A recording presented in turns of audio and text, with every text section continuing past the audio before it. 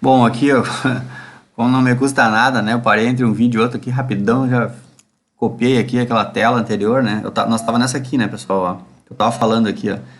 Eu tava justificando por que que eu quis colocar o hidróxido aqui e não o óxido, né? Mas também pensei, devia ter feito, né? Então agora eu fiz, ó. Aqui, ó, o que eu não tinha feito lá antes, agora eu fiz. Então, em vez de escrever aqui o hidróxido, para seguir só aquela sequência das explicações anteriores, tá aqui o óxido de cálcio. Se for pensar daquele jeito que eu ensinei para vocês, a água separa o óxido em cálcio 2+, o, o O2-, que vai ter que reagir com dois íons H+ para formar água. Aí nesse caso a gente vai formar uma molécula de água só, né? E aí vai sobrar o ânion carbonato e o cátion cálcio 2+, dá certinho o carbonato de cálcio. Então, se fosse dada essa reação aqui lá numa prova, lá no exercício, é bem assim que se faz a reação. Bem tranquilo, né? Entenderam? É tranquilo, é a mesma lógica, não tem diferença nenhuma, né? Eu é que quis fazer desse jeito anterior para pegar a sequência do que acontece, né? Que aí fica fácil de enxergar. Na verdade, ó, isso aqui com água formou esse cara aqui, que depois choveu o ácido carbônico e daí formou o carbonato. Fica legalzinha essa explicação, né? Mas é claro, naquelas reações duras, digamos assim, né? Ah, botou o óxido de cálcio com ácido, entendeu? Aí sim, óxido de cálcio com ácido, tá aqui a reação.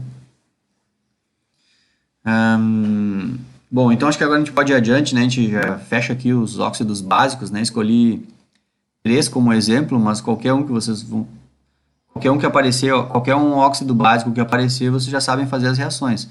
A lógica das reações vocês já aprenderam. Agora a gente vai estudar o que são os óxidos ácidos, tá? Vamos lá. Aqui um dos óxidos ácidos, até já falei nele no vídeo anterior, é o gás carbônico, né? CO2. Mas, beleza. Como é que eu vou saber que um óxido é ácido? Aí tem uma dica também que é barbada. Barbada. Os óxidos ácidos são formados por ligações covalentes. Percebam que o que a gente estudou antes, os óxidos básicos, eles eram formados por ligação iônica. Aqui nos óxidos ácidos, todos os óxidos ácidos são formados por ligação covalente, tá? Então, ouçam bem o que eu estou dizendo, ó. Todos os óxidos ácidos são formados por ligação covalente. Mas o contrário não é verdadeiro. Então, nem todos os óxidos que são formados por ligação covalente são ácidos, entenderam? O contrário não é verdade. Mas que todo óxido ácido é formado por ligação covalente, é. Então, cada vez que tu enxergar um óxido formado por ligações covalentes, tem chance dele ser ácido, certo? Então, aqui e são poucos que a gente estuda aqui, não são muitos. Então, um dos exemplos aqui é o gás carbônico, ó. Todo mundo chama essa molécula aqui de gás carbônico, né? CO2. Mas existe uma nomenclatura para os óxidos ácidos. E a nomenclatura é a seguinte, ó, tem dois tipos de nomenclatura. Uma delas é já pensar que esse óxido, quando reagir com água, ele vai formar o ácido, né? Esse é um óxido ácido, ele reage com água e forma o ácido. Então, uma das nomenclaturas é meio que dizer que o óxido, ele é o ácido sem água. Entenderam? É tipo isso, ó. O que é a molécula CO2? Na real, ela é o ácido carbônico sem água. Ou seja, tiraram a molécula de água do H2CO3. Entenderam? Tiraram a molécula de água dele e ele ficou desse jeito aqui, ó. Tá? E aí, então, acho que é do grego isso, que anidro quer dizer sem água. Então, aí vem a palavra anidro antes, né? Então, anidro quer dizer sem água, foi desidratado aquela substância ali. Por exemplo, lá no posto de gasolina, o carro a álcool, quando abastece com álcool, aquele álcool lá tem um pouquinho d'água junto, misturado ali. Só que no carro, quando tu abastece o carro com gasolina, aquela gasolina, 27% dela é álcool. Só que dentro daquele álcool ali que está misturado com a gasolina, aquele álcool é anidro. Não é um álcool que tem um pouquinho d'água junto, porque a água não mistura com a gasolina. Então ia dar uma gororoba lá, uma emulsão, né? Então não, aquele álcool ali não tem água, entendeu? Aqueles álcool que está misturado com a gasolina, aquele álcool é anidro, quer dizer, um álcool que tiraram a água dele. Então aqui, por que o nome dessa molécula aqui pode ser chamado de anidro carbônico? Porque ele é o ácido carbônico que tiraram a molécula de água dele. É tipo tu olhar a reação invertida aqui, né? Então aqui vocês já mataram a charada também da reação, né? Se na própria nomenclatura já estão dizendo que o óxido ele é um anidro, quer dizer que quando tu colocar ele em água, ele vai incorporar a água que arrancaram dele. E aí ele forma o ácido. Algumas eu até escolhi, algumas reações são bem simples, assim, é só tu bem incorporar mesmo, né? Tipo aqui, ó, tem H2O, tu bota 2 hidrogênio aqui e aumenta um oxigênio ali, ó, tá vendo lá? Entrou 2 hidrogênio ali na molécula e aumentou um oxigênio. Algumas reações, pessoal, são bem facilzinho que nem essa, outras não. Então eu coloquei as facilzinhas aqui e eu sei que as outras é decoreba, então eu até nem coloquei aqui. Mas a questão é vocês olharem e entenderem, né? É claro que eu não vou cobrar na prova uma coisa que seria decoreba já, né? Então aqui, por exemplo, eu até posso cobrar na prova, porque aí eu já ensinei como é que faz, né? Incorporou a molécula de água no ácido, no gás, no óxido, né? Ele é um óxido ácido, incorporou a molécula de água nele e formou o ácido. Então, o óxido de carbono, né? É esse nome aqui, a gente pode chamar ele de anidro carbônico. Só que também tem outra nomenclatura para esse óxido, que é usar aquela última nomenclatura que a gente aprendeu antes, que é dizer quantos óxidos tem e quantos elementos tem também. Então aqui, por exemplo, são 2 oxigênios, a gente diz dióxido, D, e aí o elemento, o átomo ali, carbono, barbada, né? E essa aqui é a nomenclatura mais usada para o CO2, dióxido de carbono. Agora na televisão lá, efeito estufa, lançamento de quantidades grandes de dióxido de carbono, dióxido de carbono. Aí volta e meia algum fala gás carbônico, porque é muito popular a expressão gás carbônico. Mas porque ele é um gás em condições normais, temperatura e pressão, né? Mas a nomenclatura mais usada para ele, né, é essa aqui, dióxido de carbono, certo? CO2. E aqui então a gente tem as reações e ele é um óxido ácido, né? Então óxidos ácidos são formados por ligação covalente, carbono quer fazer 4 ligações, oxigênio quer fazer 2. Então essa molécula aqui a gente até já estudou ela, tudo. Formar a geometria dela, se ela é polar ou não, um monte de coisa a gente já estudou dela. Agora a gente está estudando que ela reage com água, incorpora moléculas de água nela e forma o ácido carbônico. E se a gente colocar para... E essa reaçãozinha que está aqui na tela, é essa reaçãozinha aqui de cima que é o que justifica que toda a chuva ela é levemente ácida, porque lá na atmosfera a gente tem gás carbônico e a chuva é a formação de água líquida. E essa água líquida entra em contato com o gás carbônico e forma esse ácidozinho aqui. Então toda chuva tem uma quantidade desse ácido aqui. É claro que esse ácido aqui é um ácido bem fraquinho, mas tem. Então o pH da chuva sempre é abaixo do 7, entendeu? Se chover chuva pH 7, não tem problema, entendeu? Alguma coisa está errada.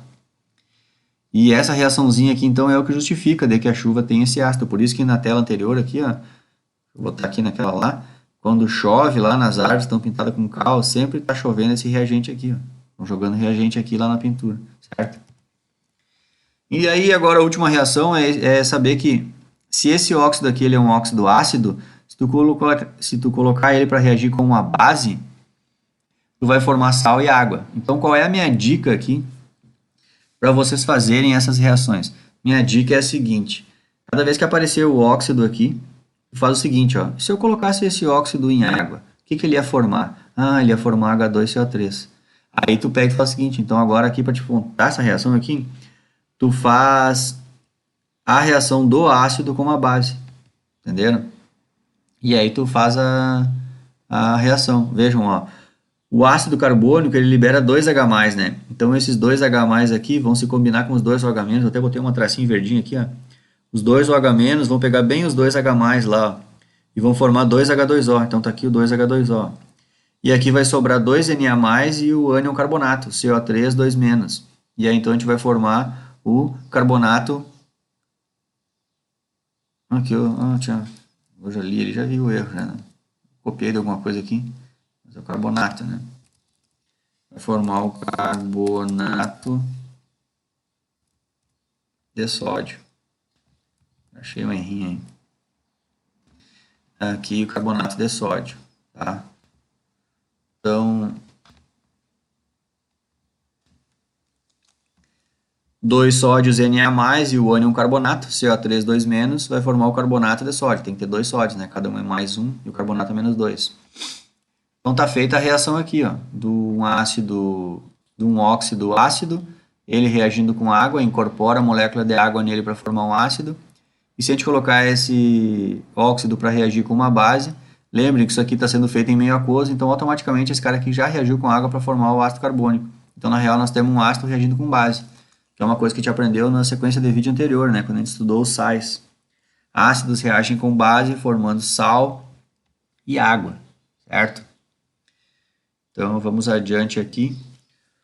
Um outro óxido ácido que a gente vai estudar aqui é um também bem conhecido, chamado anidro sulfúrico. Por que anidro sulfúrico?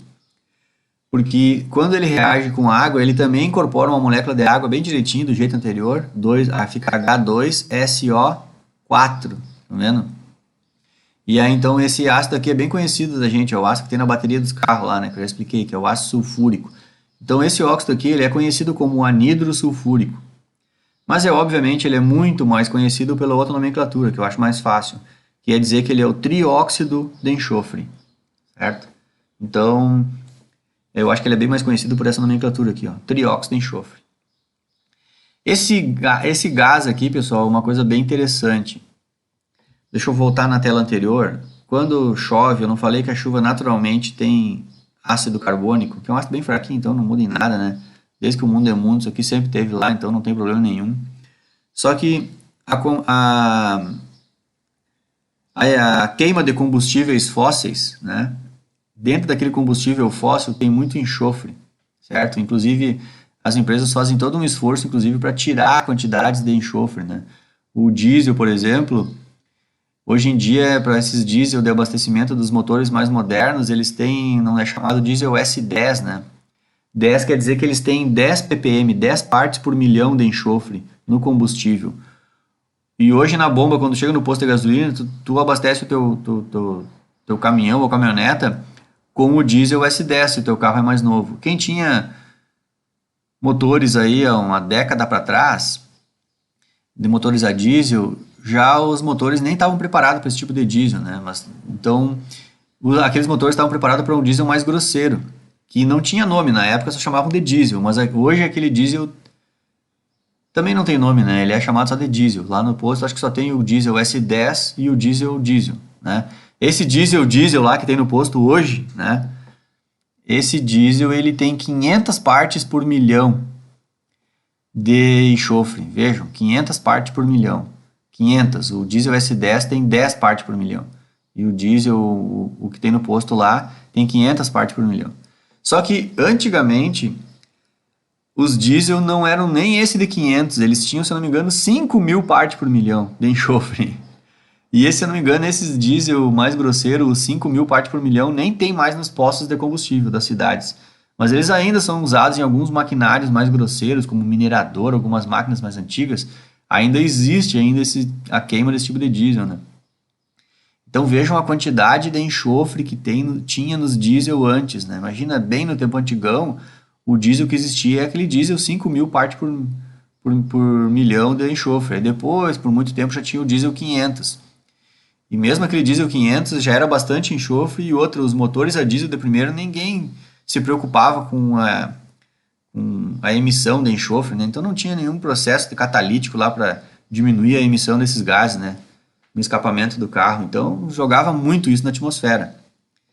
Imagine nas cidades aí, aqueles ônibus velhos lá, aqueles motores tudo antigo. Então se joga muito enxofre na atmosfera, e esse enxofre formam esses gases aqui, ó, o SO3. E aí então, você já deve estar imaginando que se eu tenho esse gás aqui na atmosfera tem água, olhem o que forma na chuva. Forma esse carinha aqui na chuva. Tá aí a origem da chuva ácida. A chuva ácida nada mais é do que ter ácido sulfúrico, um ácido forte. É claro que é bem pouquinho que tem na chuva ácida, mas é chuva ácida, certo? Está estourando meu tempo aqui, paro aqui e sigo no próximo.